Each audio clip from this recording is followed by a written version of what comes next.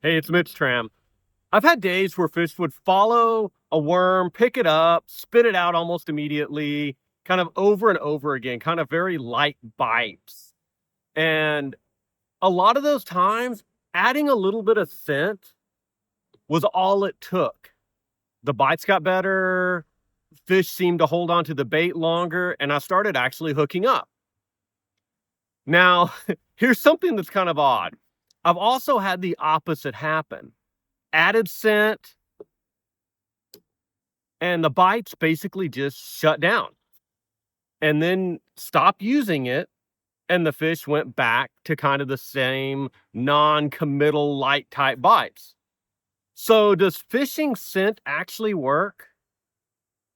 I really do think it can, but it doesn't work the way a lot of anglers expect, or at least I don't think it does. So scent, it's not pulling fish out of empty water. You could pour the whole bottle on a lure, but if there are no fish around, it's still not going to help you. The same thing applies if your bait is kind of at the wrong depth, if you're moving it too fast, or if it just doesn't look right or it looks very unnatural to the fish. The fish still has to find your bait first, and that's mostly about the lure's movement, vibration profile, and where you're actually putting that lure in the water. Scent is probably not what's getting the fish's attention from a distance. Now, if scent really does matter, I think where it probably matters the most is once a fish is already close to the bait.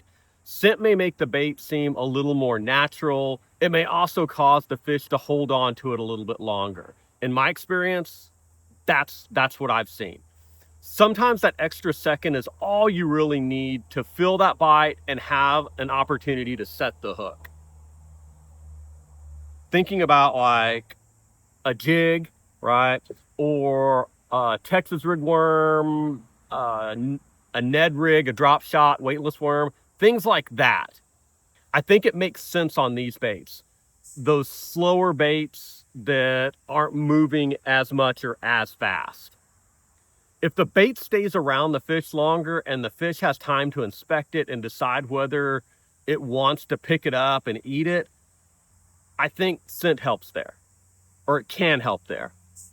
Now, I'm a lot less convinced that scent matters on something that's moving fast across the water, like a spinnerbait, a crankbait, a chatterbait. And I'm not saying that it can't help there. I just don't think scent is normally the reason a fish hits a fast moving reaction bait. Here's another piece that I think maybe people miss or they don't think about. Us as people, as anglers, we're gassing up the truck, we're gassing up the boat, we're putting sunscreen on, maybe we're spraying bug spray on us, we're, eating all kinds of other things that we're doing while we're fishing, we're touching with our hands. And then we transfer that scent onto whatever lure we're using.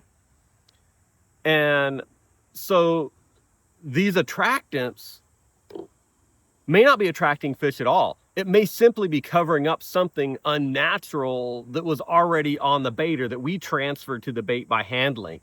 And that kind of sounds small, but it may matter where fish are really cautious.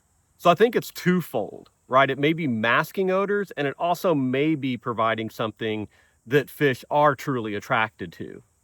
This is something I don't think I've ever heard anybody talk about, but it's been my experience more than once on many occasions. I've had those light, non-committal type bites, and I've added scent to it. And sometimes the bite improves almost immediately. But I've also added that scent and watched the bites completely disappear. Not slow down, just totally stop. And, I would stop using it, take off that bait, say it's the Texas rig, take off that worm, put another worm on that doesn't have any scent on it, and then those light bites would come back. So that made me think not every scent works on every fish every day.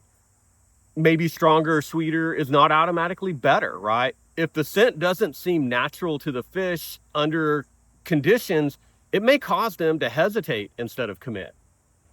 Now, when I actually use scent, if I'm already getting bites, I leave things alone. There's no reason to fix something that's working, in my opinion. Now, if the fish are following without committing, or picking up and spitting out, dropping the bait immediately, that's when I'll try the scent. I normally keep a couple different types with me, either on the boat or in my backpack if I'm walking the bank. I'll put a small amount on the bait, fish it for a while, and watch what happens. Did I get more bites? Are the fish holding it on longer, allowing me to hook up? Did nothing change? Or did the bites get worse or go away? And that's the only way to know what the fish want that particular day. Start small. You don't need to coat the whole bait until it's dripping everywhere. Use the scent kind of as a test, not as a default. See if it changes anything. So, does scent work? I think it sometimes really does work. I have personally seen it work. I also think sometimes it has no effect, and I've also seen it kind of shut down the bites. I think it really has the best chance of helping when fish are already close and they just need a little more confidence to commit. And it may also help the fish hold on to a bait a little bit longer and cover up those unnatural odors too, right? But scent, it's not going to fix empty water. It can't fix a bad presentation, and it's not going to turn inactive fish into feeding fish. So I keep scent with me, and I use it when the situation calls for it. But it's one of those small adjustments, not a secret ingredient, right? Let me know in the comments, has scent ever made a noticeable difference for you? Does it always work for you? Or have you seen it shut the bite down like I have? And are you using something off the shelf that just works really well? Let me know. Um, or do you use something that you make yourself, something like vanilla or anise oil, or some people use WD-40, right? Let me know. All right, that's it for this one. We'll see you on the next one. And if this kind of content resonates with you, hit subscribe.